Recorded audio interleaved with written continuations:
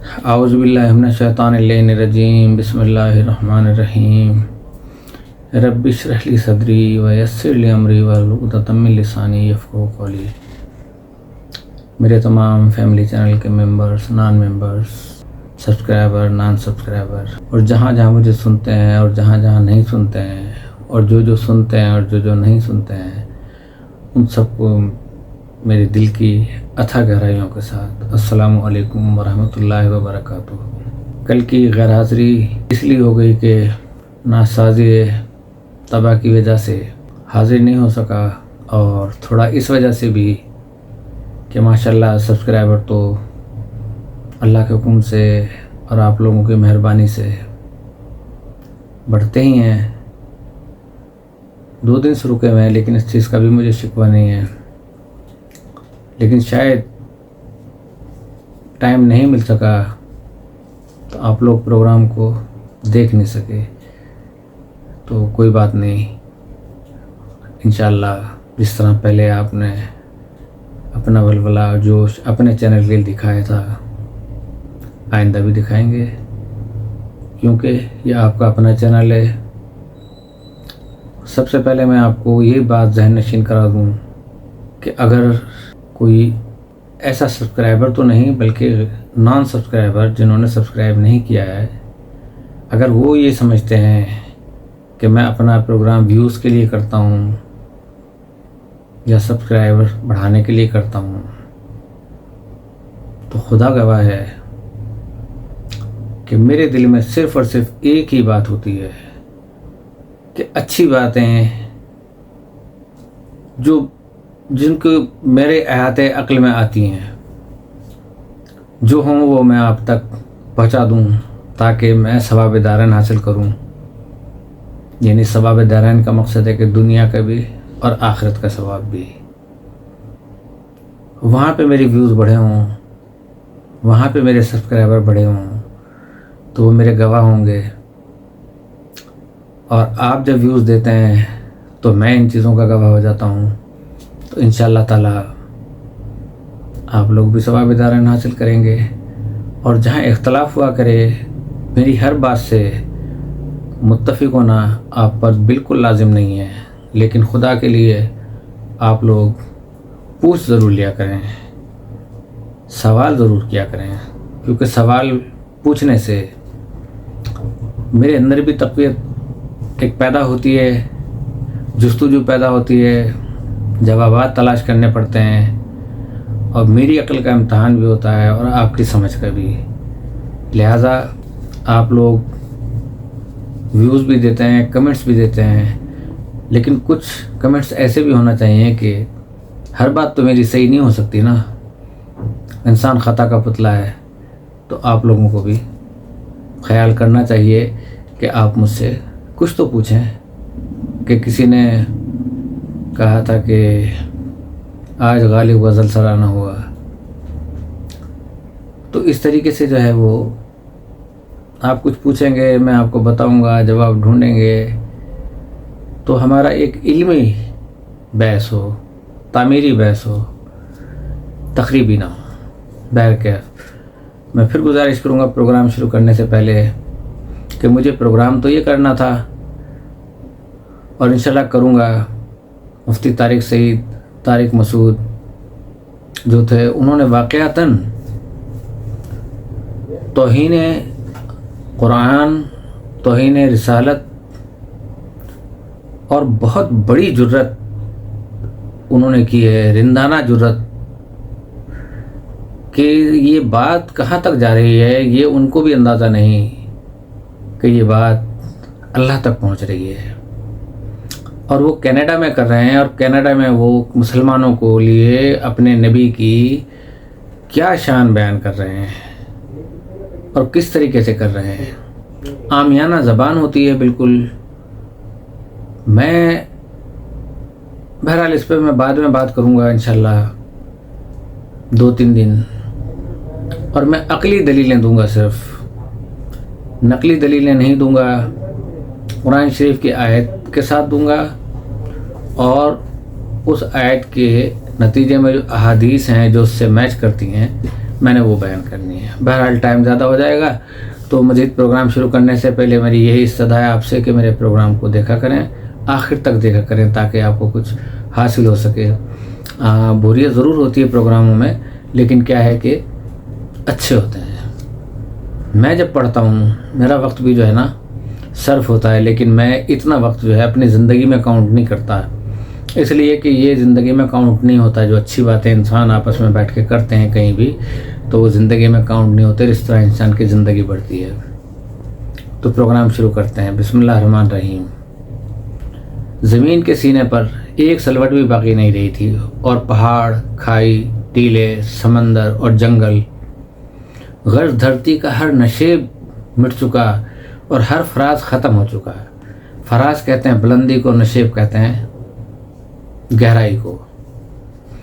دور تک بس ایک چٹیل میدان تھا اور اوپر آگ اگلتا سورج، مگر آج اس آسمان کا رنگ نیلا نہ تھا، لال انگارا تھا۔ یہ لالی سورج کی دہکتی آگ کے بجائے جہنم کے ان بھڑکتے شعلوں کا ایک اثر تھی جو کسی اژدہے کی مانند منہ کھولے وقفے وقفے سے آسمان کی طرف لپکتے اور سورج کو اپنی گرفت میں لینے کی کوشش کرتے۔ جہنمی شعلوں کی لپک کا یہ خوفناک منظر و بھڑکتی آگ کے دہکنے کی آواز دلوں کو لرزا رہی تھی۔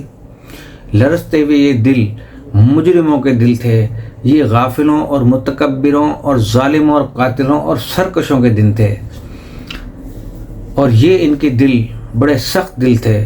یہ زمین کے فرعونوں اور جباروں کے دل تھے، یہ اپنے دور کے خداؤں اور زمانے کے ناخداؤں کے دل تھے۔ یہ دل ان لوگوں کے تھے جو گزری ہوئی دنیا میں ایسے جیے جیسے انہیں مرنا نہیں تھا، مگر جب مرے تو ایسے ہو گئے کہ گویا کبھی دھرتی پہ بسے ہی نہ تھے۔ یہ خدا کی بادشاہی میں خدا کو نظر انداز کر کے جینے والوں کے دن تھے۔ بادشاہت خدا کی، کھا اسی کا رہے ہیں، لیکن نظر انداز بھی اسی کو کر رہے ہیں۔ کیا شان ہے انسان کی بھی، کتنی جرت ہے۔ یہ مخلوق خدا پر اپنی خدائی قائم کرنے والوں کے دل تھے، یہ انسانوں کے درد اور خدا کی یاد سے غافل دل تھے۔ سو آج وہ دن شروع ہو گیا، اور جب ان غافل دلوں کو جہنم کے بھڑکتے شعلوں اور ختم نہ ہونے والے عذابوں کی غذا بن جانا تھا، وہ عذاب جو اپنی بھوک مٹانے کے لیے پتھروں اور ان پتھروں والے دلوں کے منتظر تھے، آج ان عذابوں کا یوم العید تھا۔ اگر آپ عید کا میرا پروگرام دیکھیں گے تو آپ کو یہ پروگرام سمجھ میں آئے گا تھوڑا سا کہ میں نے یوم العید کیوں کہا ہے۔ کہ یوم العید تھا کہ ان کی ازلی بھوک مٹنے والی تھی۔ ان عذابوں کے خوف سے خدا کے یہ مجرم کسی پناہ کی تلاش میں بھاگتے پھر رہے تھے، مگر اس میدان حشر میں کیسی پناہ، کیسی عافیت، ہر جگہ آفت، مصیبت اور سختی تھی، اور ان پتھر دل مجرموں کی ختم نہ ہونے والی بدبختی تھی۔ خبر نہیں اس حال میں کتنے برس، کتنی صدیاں بیت چکی، گزر چکی ہیں۔ یہ حشر کا میدان اور قیامت کا دن ہے، نئی زندگی کا دن شروع ہو چکا ہے، اور نئی زندگی شروع ہو چکی ہے کبھی ختم نہ ہونے کے لیے۔ میں بھی حشر کے اس میدان میں گمسم خالی کھڑا آنکھوں سے سب کچھ دیکھ رہا ہوں۔ میرے سامنے انگنت لوگ بھاگتے دوڑتے گر پڑتے چلے آ رہے ہیں، سب کچھ دیکھ رہا ہوں۔ فضا میں شعلوں کی بھڑکنے کی آواز کے ساتھ ساتھ لوگوں کے چیخنے، چلانے، رونے، پیٹنے، آوازاری کی آوازیں گونج رہی ہیں۔ لوگ ایک دوسرے کو برا بھلا کہہ رہے ہیں، گالیاں دے رہے ہیں، لڑ جھگڑ رہے ہیں، الزام تراشی کر رہے ہیں، آپس میں گتھم گتھا ہیں۔ کوئی سر پکڑے بیٹھا ہے تو کوئی منہ پر خاک ڈال رہا ہے، کوئی چہرہ چھپا رہا ہے، کوئی شرمندگی اٹھا رہا ہے، کوئی پتھر سے سر ٹکرا رہا ہے، کوئی سینہ کوبی کر رہا ہے، کوئی خود کو کوس رہا ہے، کوئی اپنے ماں باپ، بیوی، بچوں، دوستوں اور لیڈروں کو اپنی تباہی کا ذمہ دار ٹھہرا کر ان پر برس رہا ہے۔ ان سب کا مسئلہ ایک ہی ہے، قیامت کا دن آ گیا ہے، اور ان کے پاس اس دن کوئی تیاری نہیں۔ اب یہ کسی دوسرے کو الزام دیں یا خود کو برا بھلا کہیں، ماتم کریں یا صبر کا دامن تھامیں، اب کچھ نہیں بدل سکتا، اب تو صرف انتظار ہے کائنات کے مالک کے ظہور کا، جس کے بعد حساب کتاب شروع ہوگا اور عدل کے ساتھ ہر شخص کی قسمت کا فیصلہ ہو جائے گا۔ یکایک ایک آدمی میرے بالکل قریب آ کر چلایا، ہائے اس سے تو موت اچھی تھی، اس سے تو قبر کا گڑھا اچھا تھا۔ میں ارد گرد کے دنیا سے بالکل کٹ چکا تھا کہ یہ چیخ نما آواز مجھے سوچ کی وادیوں سے حقیقت کے اس میدان میں لے آئی جہاں میں بہت دیر گمسم کھڑا رہا۔ لمحہ بھر میں میرے ذہن میں ابتدا سے انتہا تک سب کچھ تازہ ہو گیا۔ اپنی کہانی، دنیا کی کہانی، زندگی کی کہانی سب فلم کی ریل کی طرح میرے دماغ میں گھومنے لگی۔ اس بھیانک دل کے آغاز پر میں اپنے گھر میں تھا۔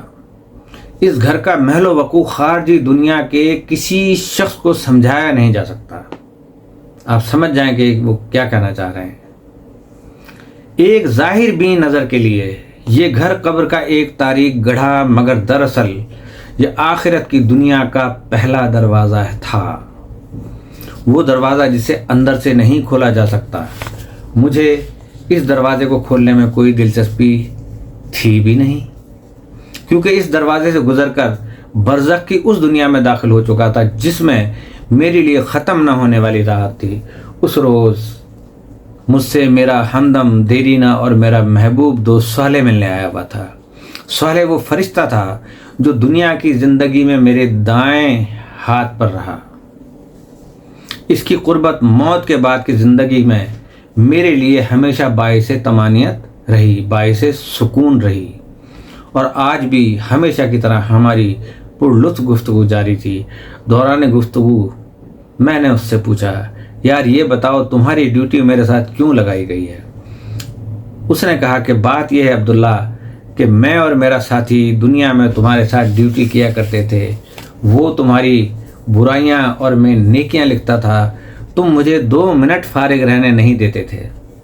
کبھی اللہ کا ذکر، کبھی اس کی یاد میں آنسو، کبھی انسانوں کے لیے دعا، کبھی نماز، کبھی اللہ کی راہ میں خرچ، کبھی خدمت خلق، کچھ اور نہیں تو تمہارے چہرے پر ہمہ وقت دوسروں کے لیے مسکراہٹ رہتی تھی۔ اس لیے میں ہر وقت کچھ نہ کچھ لکھتا ہی رہتا تھا۔ تم نے مجھے تھکا کر مار ہی ڈالا تھا، لیکن ہم فرشتے تم انسانوں کی طرح تو ہوتے نہیں کہ برائی کا بدلہ برائی سے دیں۔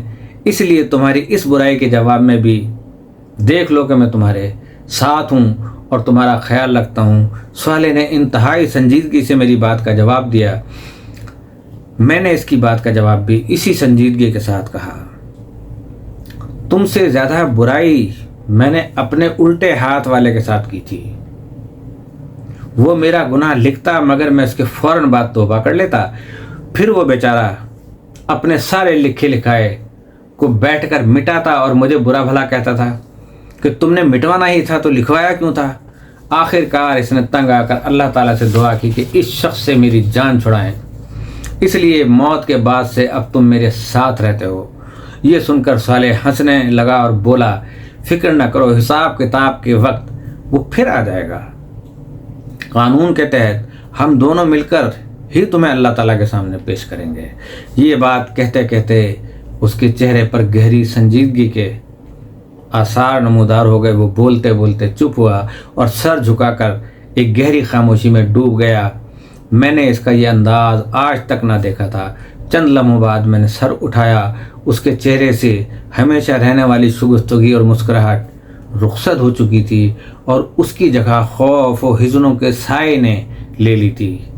یعنی خوف اور حزن و ملال جو انسان کے اوپر آتا ہے ان سایوں نے لے لی تھی۔ مجھے دیکھ کر وہ مسکرانے کی ناکام کوشش کرتے ہوئے بولا، عبداللہ اسرافیل کو حکم ہو چکا ہے، خدا کا وعدہ پورا ہونے کا وقت آ گیا ہے، اہل زمین کی مہلت ختم ہو گئی ہے، تم کچھ عرصہ مزید برزخ کے اس پردے میں خدا کی رحمتوں کے سائے میں رہو گے، مگر اب میں رخصت ہو رہا ہوں۔ اب میں تم سے اس وقت ملوں گا جب زندگی شروع ہوگی، تمہاری آنکھ کھلے گی تو قیامت کا دن شروع ہو چکا ہوگا۔ میں اس روز تم سے دوبارہ ملوں گا۔ زندگی کے ہنگامے جاری تھے، بازاروں میں وہی چہل پہل اور گہما گہمی تھی۔ New York, Los Angeles, London, Paris, Shanghai, Delhi, Moscow, Karachi, Islamabad, Rawalpindi, Lahore, Peshawar, Faisal آباد، ہر جگہ گویا کہ رونق میلے لگے ہوئے تھے۔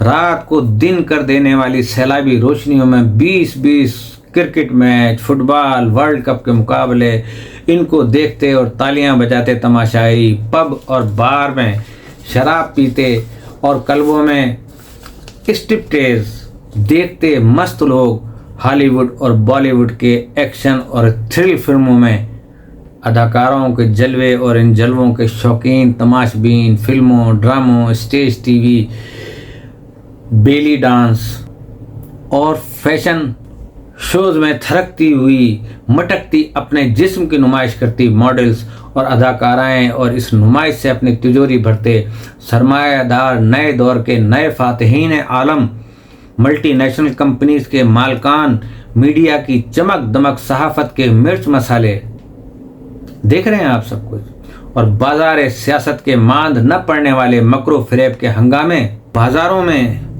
گھومتے اور خریداری کرتے ہوئے مرد و خواتین اور ان کو بلاتی رجھاتی دکانیں اور دکاندار، عمرہ کے عشرت قدوں میں گونجتے ساز و آواز، غربا کی جھونپڑیوں میں فقر و افلاس، شادیوں کی تقریب میں خوشی کے نغمے، جنازوں اور ہاسپٹلوں میں غم و الم کے سائے، خدا کے نام پر اپنے مفادات کا تحفظ کرتے اہل مذہب، غریبوں اور ان کے مسائل سے ہمیشہ کی طرح بے نیاز اہل ثروت، کرپشن کی ناپاک کمائی سے اپنی جیبیں بھرتے سرکاری ملازم اور ملاوٹ و ذخیرہ اندوزی سے اپنی تجوری بھرتے ہوئے حرام خور تاجر، عوام کا استحصال کرتے اہل اقتدار اور دنیا پر اپنا غلبہ قائم رکھنے کے منصوبے بناتی سپر پاورز، سب اپنے مشغلوں اور کاموں میں مگن تھے۔ اہل زمین جو ہمیشہ سے کرتے آئے تھے وہی کر رہے تھے۔ ظلم و ستم کی داستانیں، دھوکہ و فریب کی کہانیاں، حرص و حوث کی دوڑ، غفلت اور سرکشی کے رویے، خدا اور آخرت فراموشی، سیاسی ہنگامے، معاشی جد و جہد، مذہبی جھگڑے، طبقاتی کشمکش، ہر چیز ہمیشہ کی طرح جاری تھی۔ پیغمبر تو صدیوں آنا پہلے بند ہو گئے تھے۔ ایگریکلچر ایج انڈسٹریل ایج سے بدلی اور انڈسٹریل ایج انفارمیشن ایج سے، مگر انسانی رویے نہ بدلے، ان کے غم بھی نہ بدلے، وہی کاروبار، وہی روزگار، پریشانیاں، وہی عشق و محبت کی ناکامیاں، وہی موت، وہی بیماری کے مسائل۔ اس وقت بھی انسانوں کے ہاں ہر غم تھا، غم آخرت کا بھی تھا، غم دورہ کا بھی تھا، ہر خوف تھا سوائے خوف خدا کے۔ آسمان کی آنکھ یہ دیکھ رہی تھی کہ خدا کی زمین کو ظلم و فساد سے بھر دینے والا انسان اب دھرتی کا ناقابل برداشت بوجھ بن چکا ہے، سو انسان کو بار بار ہلایا گیا، جاگو جاگو جاگو، لیکن خواب غفلت میں سو رہے تھے آنکھیں کھولے ہوئے۔ نبی آخر الزمان کی پیشن گوئیاں پوری ہونے لگیں۔ ننگے پاؤں بکریاں چرانے والے عربوں نے دنیا کی بلند ترین عمارتیں بنا لیں، مگر انسانیت ہوش میں نہیں آئی۔ نوح کے تیسرے بیٹے یافس کی اولاد یعنی یاجوج ماجوج کی نسل دنیا کے پھاٹکوں کی مالک بن گئی۔ عظمت کی ہر بلندی سے یہی یاجوج و ماجوج ساکنان دنیا پر یلغار کرنے لگے۔ برطانیہ، روس، امریکہ اور چین ایک کے بعد ایک دنیا کے اقتدار کی مسند پر فائز ہوتے گئے۔ آسمانی صحیفوں کی تمام پیش گوئیاں پوری ہو گئیں، مگر انسانیت پھر بھی ہوش میں نہ آئی۔ سونامی آئے، سیلاب آئے، زلزلے آئے، مگر انسانیت غفلت سے نہ نکلی۔ خدا نے انفارمیشن ایج پیدا کر دی۔ اس کے اجمی بندوں نے نبی عربی کے پیغام کو اٹھایا اور انسانیت پر حجت تمام کر دی، مگر انسانیت پھر بھی نہ سنبھلی۔ قیامت سے قبل قیامت کی منظر کشی آخری درجے میں کر کے انسانیت کو جھنجھوڑ دیا گیا، مگر لوگوں کے رویے میں کوئی تبدیلی نہیں آئی۔ سو جسے آخرکار آنا تھا وہ آ گئی۔ اسرافیل نے خدا کا حکم سنا، سور ہاتھ میں اٹھا لیا، دیکھتے ہی دیکھتے قیامت آ گئی۔ سورج کی بساط لپیٹ دی گئی، تارے بے نور ہونے لگے، ہمالیہ جیسے پہاڑ روئی کی مانند اڑنے لگے، کوہسار ریگزار بن گئے، سمندروں نے پہاڑ جتنی اونچی لہریں اٹھانی شروع کر دیں، میدان سمندر بن گئے، زمین نے اپنے آتش فشاں باہر اگل دیے، وادیوں میں آگ کے دریا بہنے لگے، دھرتی نے اپنے سارے زلزلے باہر نکال پھینکے، زمین الٹ پلٹ ہو گئی، شہر کھنڈروں میں بدلنے لگے، عمارتیں خاک ہونے لگیں، آبادیاں قبرستانوں کا منظر پیش کرنے لگیں۔ کمزور انسان کی بھلا حیثیت ہی کیا تھی؟ وہ جو کچھ دیر قبل نئے گھر کی تعمیر کے منصوبے بنا رہے تھے، نئی دکان نئے کاروبار کی منصوبہ بندی کر رہے تھے، شادی اور نکاح کی امیدیں باندھ رہے تھے، نئی کار اور نئے کپڑوں کی خریداری کر رہے تھے، اولاد کے مستقبل کی پلاننگ میں مصروف تھے، اپنے تمام ارادے سارے عزائم بھول گئے۔ مائیں دودھ پیتے بچوں کو چھوڑ کر بھاگیں، حاملہ عورتوں کے حمل گر گئے، طاقتور کمزوروں کو کچلتے اور نوجوان بوڑھوں کو چھوڑتے ہوئے بھاگنے لگے، سونا چاندی سرے راہ پڑے ہیں، نوٹ ہوا میں اڑ رہے ہیں، قیمتی سامان بکھرا ہوا ہے، مگر کوئی لینے والا نہیں، سمیٹنے والا نہیں۔ گھر، کاروبار، رشتہ دار، ناتا و اسباب سب غیر اہم ہو چکے تھے۔ ہر نفس صرف اپنی فکر میں تھا۔ آج دیکھ لی محبت نا آپ نے کہ کون اپنا تھا؟ کوئی اپنا نہیں تھا، صرف ایک خدا کو پکار رہا تھا سب کو بھول کر، مگر کوئی جواب نہیں آتا۔ دہریے اور ملحد بھی نام خدا کی دہائی دے رہے تھے، مگر کوئی جائے عافیت نظر نہیں آتی تھی۔ بربادی کے سائے پیچھا نہیں چھوڑ رہے، موت ہر جگہ تعاقب کر رہی ہے، مصیبت نے ہر طرف سے گھیر لیا ہے۔ آخرکار زندگی موت سے شکست کھا گئی، زندگی ختم ہو گئی، مگر اس کے لیے زندگی کو اب شروع ہونا تھا۔ یہاں پر میں اپنے پروگرام کو اختتام کرتا ہوں اور بقیہ حصے بھی انشاءاللہ آپ کی خدمت میں پیش کرتا رہوں گا، بشرط قید حیات اللہ تعالیٰ نے زندگی دی تو کل آپ لوگوں کے سامنے دوبارہ حاضر ہوں گا۔ لیکن خدا کے لیے آپ یہ سنیے، دنیا کو نہ چھوڑیں، لیکن یہ سنیں اور دین کی رسی کو زیادہ پکڑیں۔ اسی کے ساتھ میں آپ سے اجازت چاہتا ہوں، یہ دعا کرتے ہوئے کہ اللہ پاک ہم سب کی جان و مال و عزت و آبرو اور ایمان کی حفاظت فرمائے، ہمارے مملکت خداداد پاکستان کو استحکام عطا فرما، مقبوضہ کشمیر اور فلسطین پہ جو ظلم ڈھائے جا رہے ہیں ان کی غیبی مدد فرما، اور ہمارے مسلمان ممالک جو ابھی تک تذبذب کے عالم میں ہیں، جو ابھی تک یہ سمجھ رہے ہیں کہ قیامت نے نہیں آنا ہے، اللہ پاک ان کو بھی ہدایت دے۔ اسی کے ساتھ السلام علیکم ورحمۃ اللہ وبرکاتہ۔